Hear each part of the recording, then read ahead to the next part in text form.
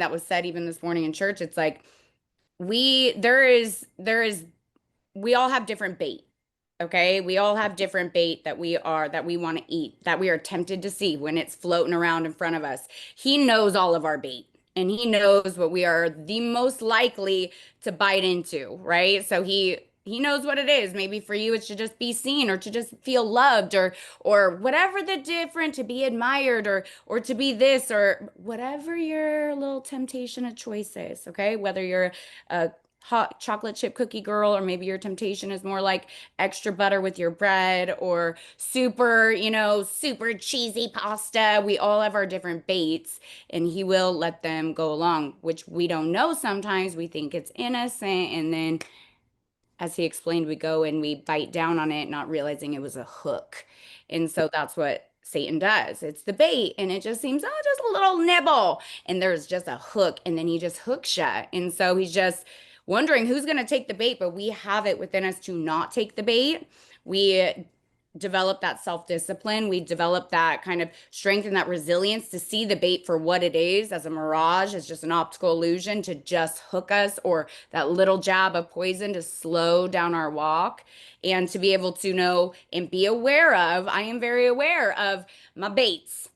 Okay. And I still, left and right, we all have our different things. What I can get hooked, and I have to constantly be like unreleasing myself and freed, unreleasing myself and freed. I'm like, damn it. Right. But it's a continual thing. And those temptations are always going to be there. So that is where a lot of things stem from. And with Job, it is the power of the tongue, but he still praised him.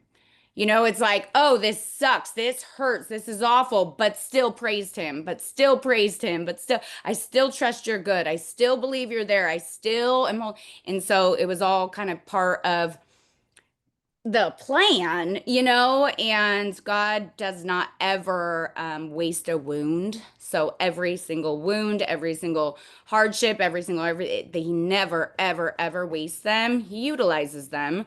But sometimes it's also things we're going through can be self-induced. And Hmm. I think I see that a lot, like, oh, why is all this happening to me? It's like, well, you didn't take your car in when you knew that you were supposed to. And so, yeah, you didn't get an oil change, and now it's kind of falling apart. And maybe you're having a really shitty morning. Of course, this is the morning you run out of gas and the kids are free.